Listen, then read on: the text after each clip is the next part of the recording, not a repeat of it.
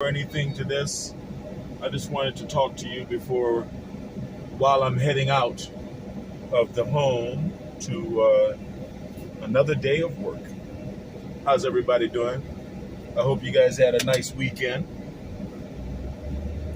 You know, when I started this YouTube thing, YouTube, Facebook, whatnot, um, it was really for my son, my oldest son, Ivan, because I had him in Spain, and he lives in Spain with his mother. And so I wanted to have a way to discuss, to pass on wisdom, right? To pass wisdom on to my son, and to share with him the things that I would like both of my sons and every young, and my daughter, and every young person to know. So today, this morning, while I'm driving to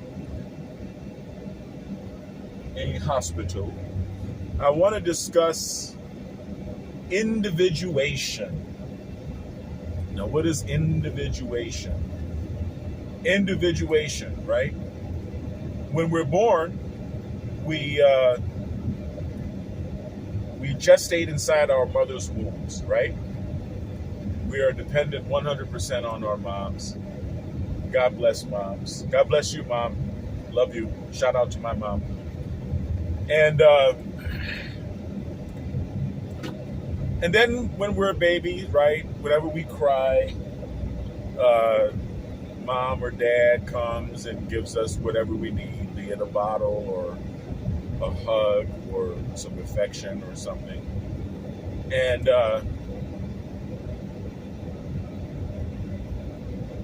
eventually they get tired of it. I mean, it's a natural process, right? Parenting is a process. And then eventually you get tired of it. And a little spoiled. And so you realize, okay, well, they can wait or let them cry or whatever, right? Everybody has different parenting techniques. Some people followed Dr. Spock, I believe it was, in Germany, who came up with the concept of leaving a child alone in a room at all for the first couple of weeks or 6 weeks or whatever, and not even touching him or her.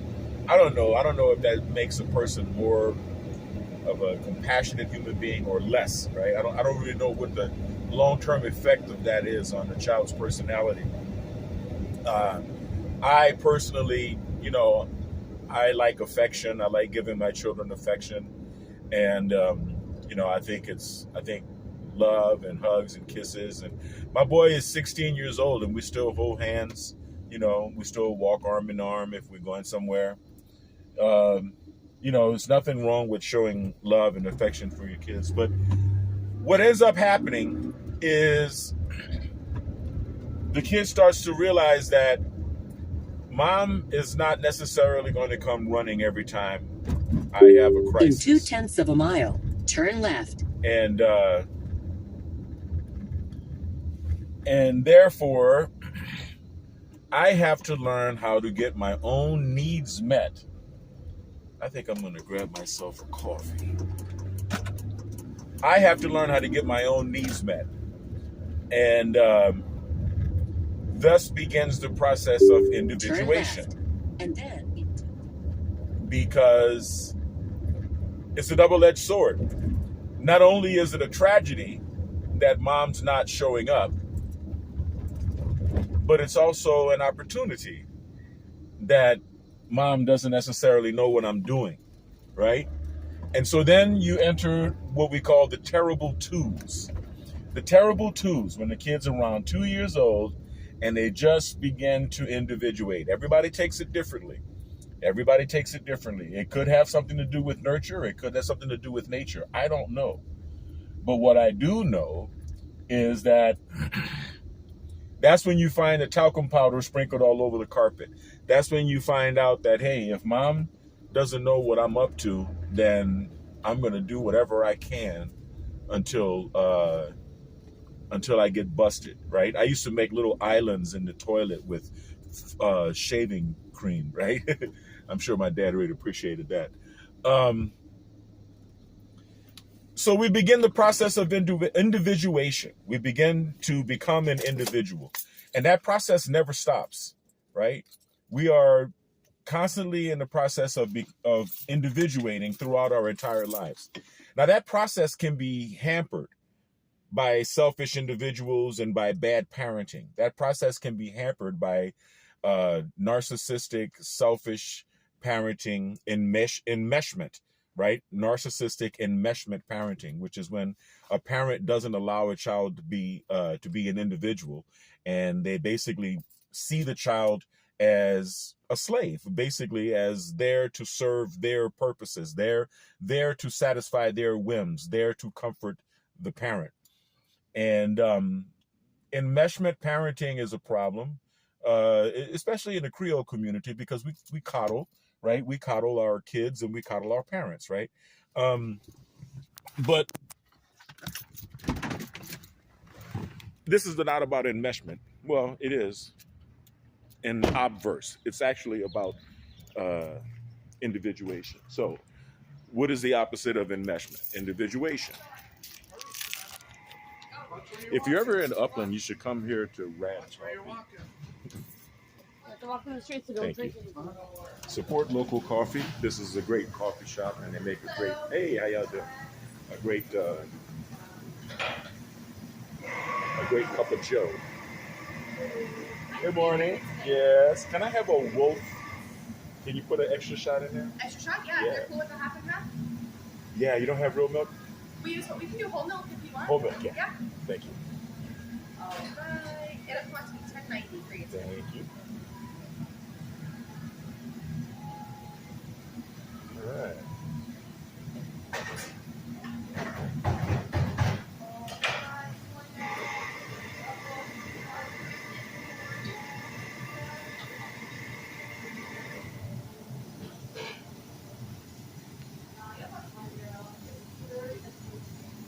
Oh man.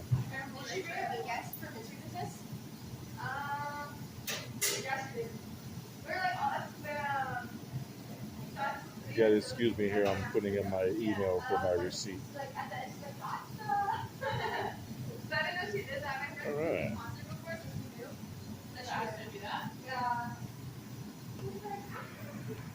So it's kind of a double-edged sword, right? Because children who lack parental attention tend to turn out to be insecure, right? They have problems with security.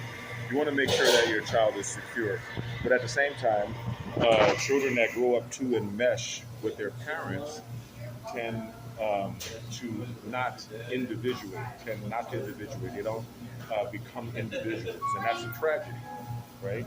So the trick is to love the kids, but at the same time, encourage their individuation, encourage their growth. So how do we do that? Well, I tell my kids that the most important doors you're going to pass through in life, you're going to pass through alone, right? I think back to when I went into the United States Air Force, right? I signed up at 17, went in at 18. And like most of my friends, right? Like my buddies, shout out to Richard, Zena, shout out to Daryl and Ronald, shout out to Dion. I think Dion went to the Army too, right? Yeah, shout out to all of my buddies from New Orleans that I grew up with. We all went into the military at the same time, and we all individuated about the same time. So this is what I'm talking about, right? Thank you. That was very fast. Thanks a lot. Have a great day. Yeah.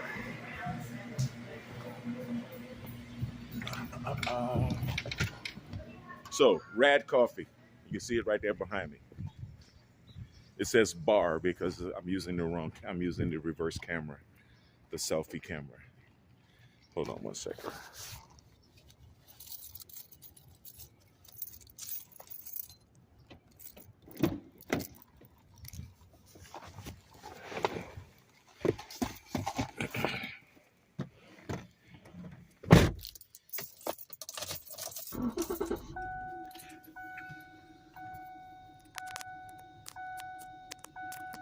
Now, when I was preparing to do this talk, I wasn't going to do it live on my way to a job site. I was planning on doing it.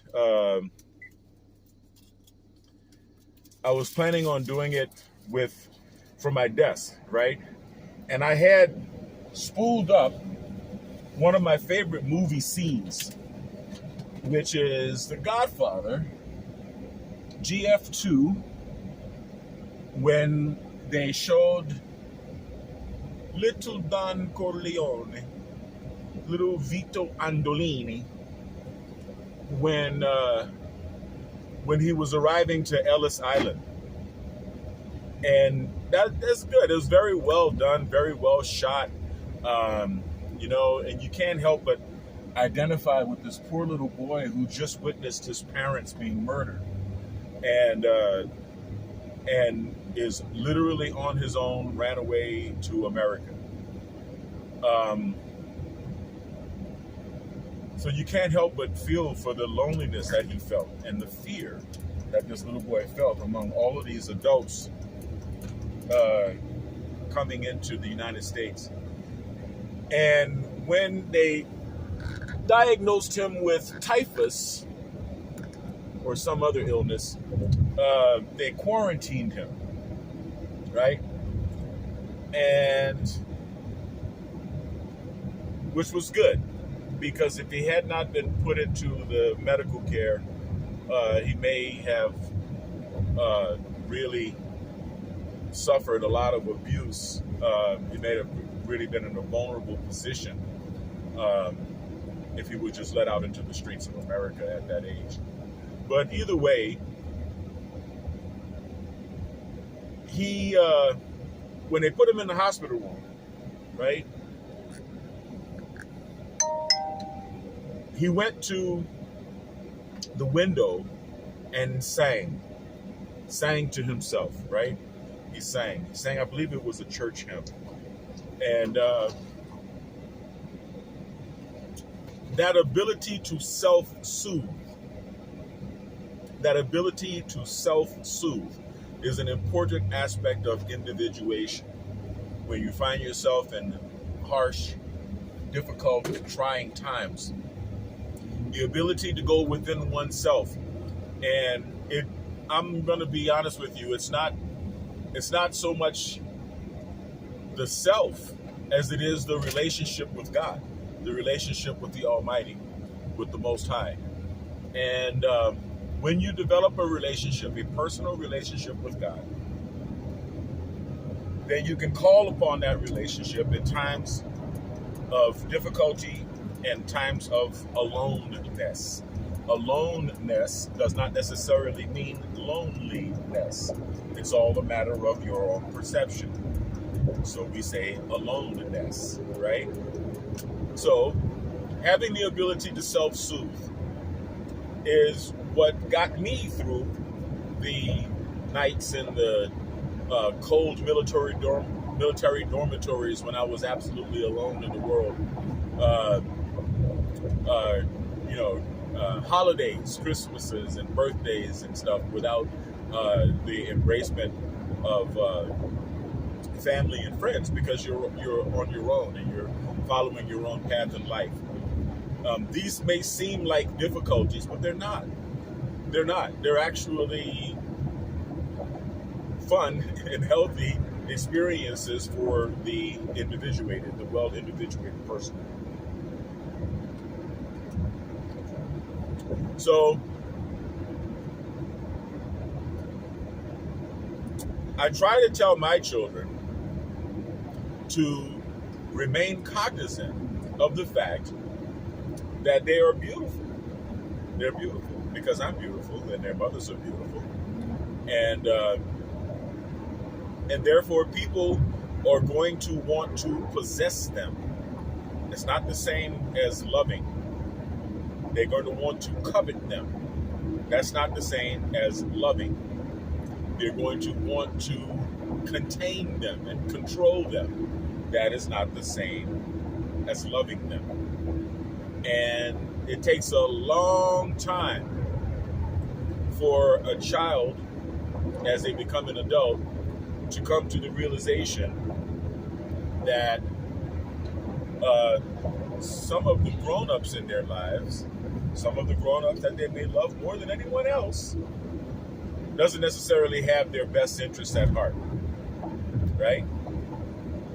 It takes a lot to be able, a lot of integrity, to be able to love a child in an unselfish manner, right? To be able to understand that we are only here to bolster them and boost them and raise them and educate them and set them free into the world to live their own lives, to individuate and to enjoy this experience of life on the earth that God has gifted us all with.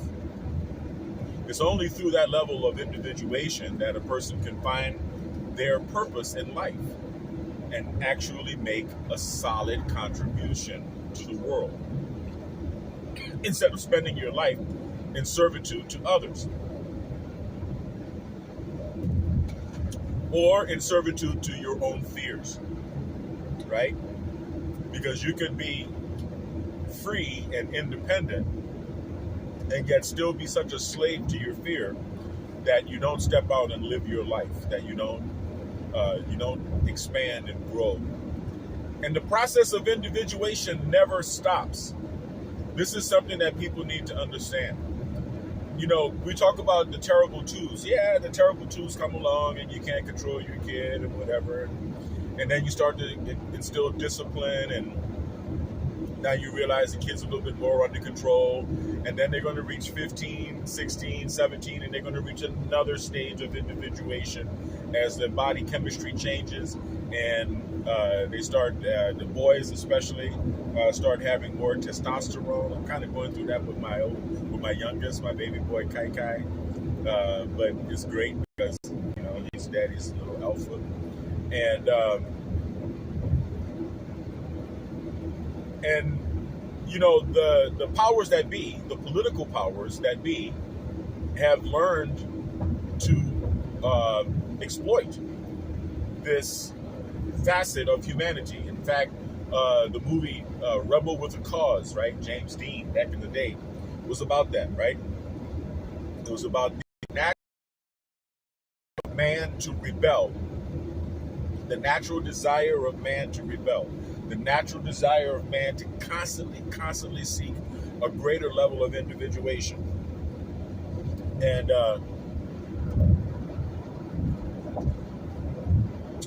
so that's why they throw so much political stupidity at our kids, right? Because we know that as becomes an adult, as they start to individuate, they start to criticize the last generation. They start to attack and criticize the last generation and say that,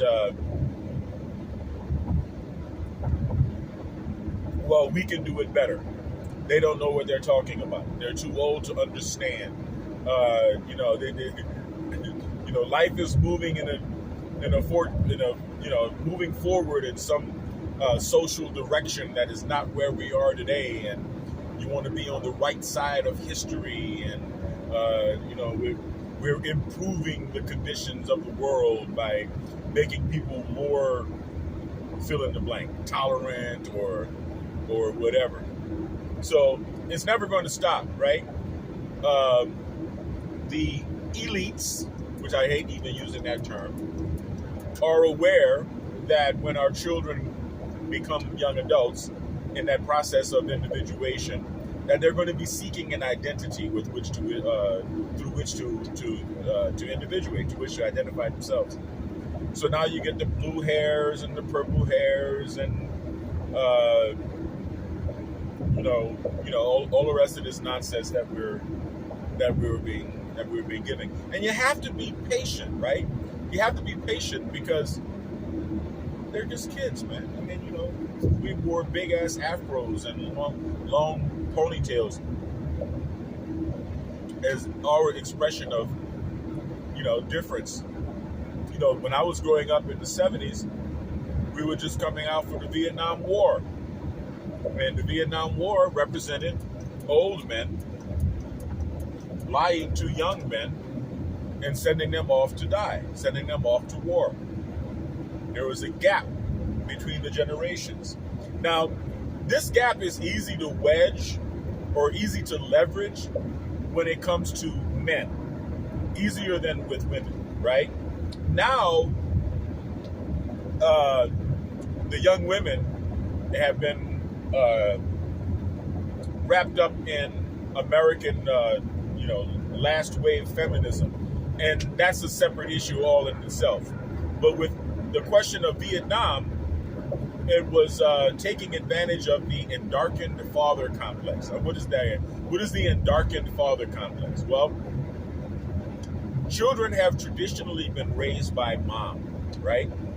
By the mother. And the father would go out to work. This is the way it's been throughout human history. And or at least the post-industrial world, right? And when daddy goes off into the cold world, because we hear about how hard and how cold the world is and how unforgiving the business world is, and how it's a bunch of sharks out there and it's dog eat dog and it's this and it's that. And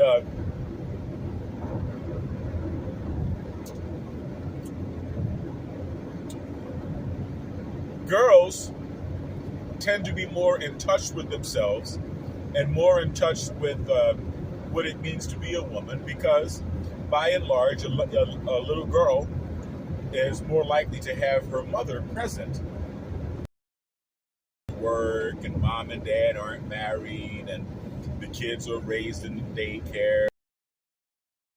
Dad would leave the house for 8 hours a day, and what some have coined the endarkened father complex. All right, where does dad go? And we're going to take that emptiness of the void, right, of what dad is doing between 8 a.m. and 6 p.m. That I understand that part of the methodology of communism is to pit generations against each other.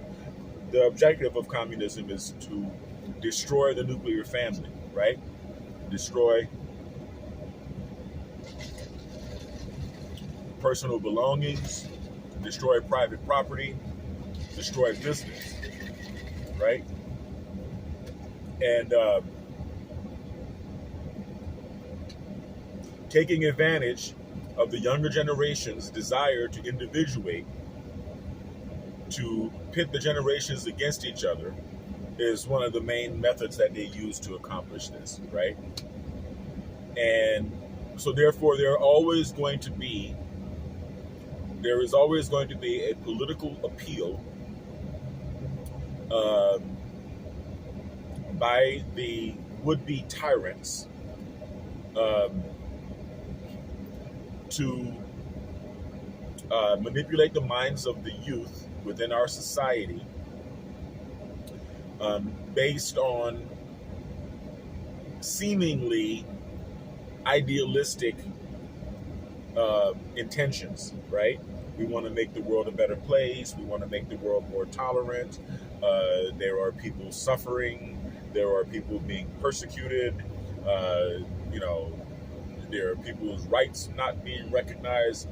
And, it will always, there's not an end to that, right? I mean, that argument, can always be stretched because there are so many different ways to divide human beings, right? To break us down into different categories and classifications. Race is an obvious one, but when you get beyond race, it's, now we're introducing all of these labels of genders and sexuality and whatever. And, a deliberate attempt to destabilize our world and to destabilize our society and to destabilize us as human beings by injecting a gauntlet into the language that we use to communicate with each other, all right? And that's just basically an attempt to silence dissent, to silence speech, and to make people believe that they have no rights. Now, the changing of the demographics in the United States, right, through the unabashed, unregulated, legal and illegal immigration into the country, slowly changes the general attitude of the people, the general consensus, the public mind, right? And when you have a large population of people that relatively, comparatively, do not have the rights or are not accustomed to the rights that we're accustomed to here in the United States, then it becomes easier and easier to pull the wool over people's eyes and to take away the rights that they actually do have. In other words, the importation of third world values destroys our society by making it more like the society that our new neighbors were trying to escape when they came here. And a lot of Americans feel that way. It's a very politically incorrect thing to say. It's not something that people like to hear.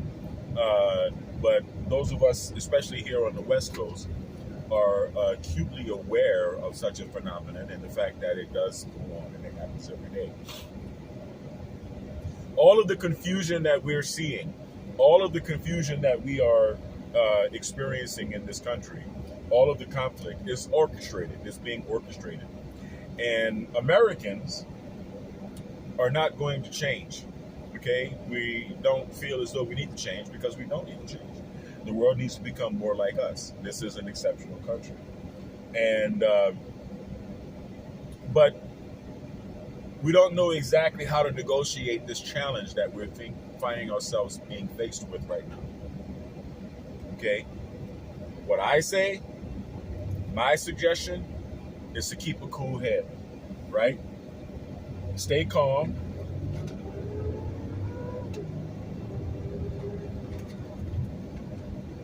There you go. Stay calm and let the world happen around you, okay? Because part of the objective is to make us fight each other in the street. Part of the objective is for us to lose the peace of our society. Part of the objective is to approach the UN and ask if they could put peacekeepers on the streets of the United States because we are in such a state of turmoil, political turmoil, right? And efforts are going to be made, efforts are being made, and efforts are going to be made to divide us on racial, sexual, orientation lines, cultural lines, political lines, wealth, in every way we can be pitted against each other. We are being pitted against each other. So we got to be careful about that. We got to be careful not to allow that deliberate manipulation of our culture, of our society, to result in us going at each other's throats. We can't allow that to happen. So that's my argument. I mean, that's my recommendation for how to deal with this particular struggle. But back to the topic of the video, individuation, right? Don't be afraid to individuate. Don't be afraid to understand that all of life is a process of individuation. You're divorced, right? Unfortunately, when people get divorced, that is a process of individuation. You're learning to identify yourself as an individual away from the relationship that you've come to find untenable. Going from being an employee to being an entrepreneur. As far as I'm concerned, that is one of the most important exercises of individuation that a human being can experience. Okay? And what I'm doing today, once you have your business, not being afraid to expand your business aggressively at every opportunity, right? Biometrics is primarily a service business, but today I am finding myself answering the call to be a supplier. And so therefore, I have to be willing and ready to take on this expanded responsibility.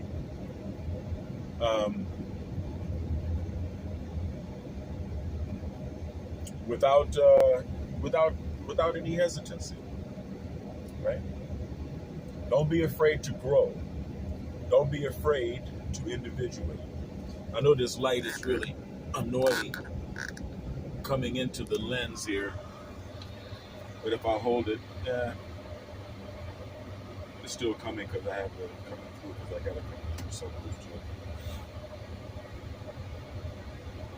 So that's basically all I wanted to talk about was individuation. I hope you all can become individuals.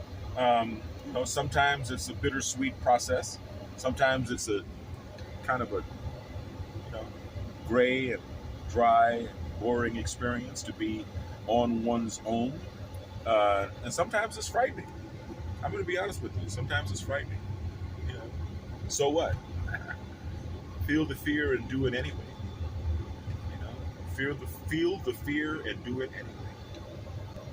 You'll find that you'll be a lot happier as a result of having done that.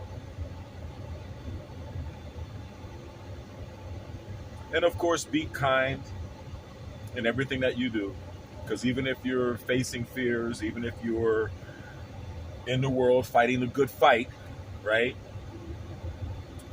No matter how uncomfortable it is for you, it is no reason for you to be cruel or to be mean to anyone else. There's really no reason. The people who tend to be mean or tend to be cruel are the narcissists and, the dark triads, right? Narcissistic, Machiavellian, and psychopathic people. In my understanding, and this is just my own opinion, narcissism, that type of narcissism that results in that meanness and cruelty, seems to be the result of intelligent people underutilizing their intellectual abilities, right? Like I say, the idle mind is the devil's workshop. You hear about that? You hear that saying a lot. People who have natural intelligence but fail challenge themselves. All of the above. Their intelligence turns in on themselves. And instead of trying to conquer the things in life, they shift their focus to try to master people, right? They are the social worker who redistributes the wealth created by others. They are the, unfortunately, some pastors, some ministers, right? They make their living off of feeding off the minds of others. I highly recommend reading Ayn Rand. I highly recommend discovering and examining the philosophy of rational objectivism. Okay, because she talks about that.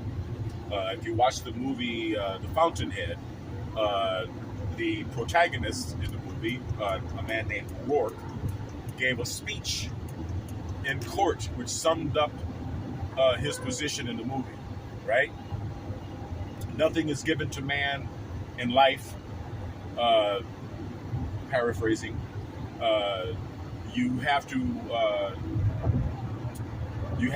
make a living or provide for yourself either through the work of your own functioning mind or as a parasite being fed by the minds of others, right? The creator originates, the parasite borrows, right? The creator doesn't need a mediator to see life.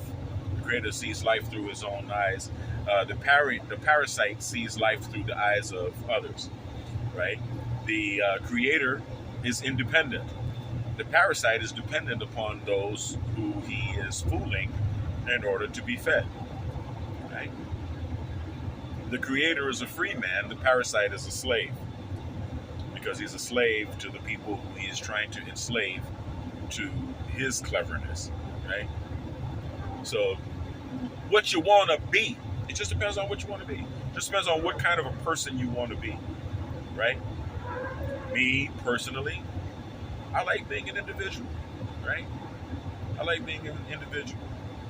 I guess it would be nice to pledge and to join and to be hazed and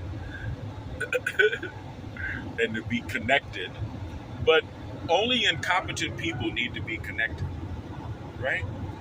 Right? Competent people can stand on their own 2 feet and survive without necessarily having a political support, having to join the International Ass Kissers Society. You know who you are.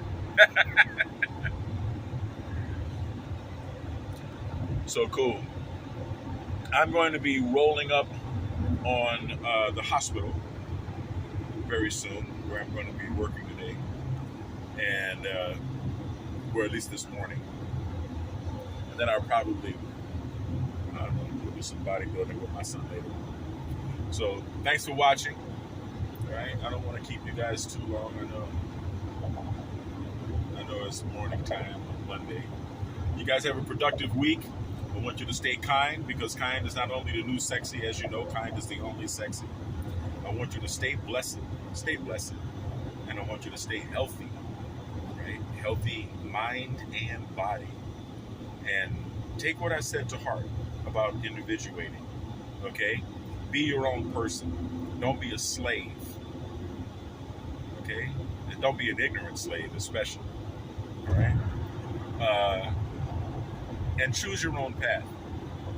And if you need any help choosing your own path, I'm here to help.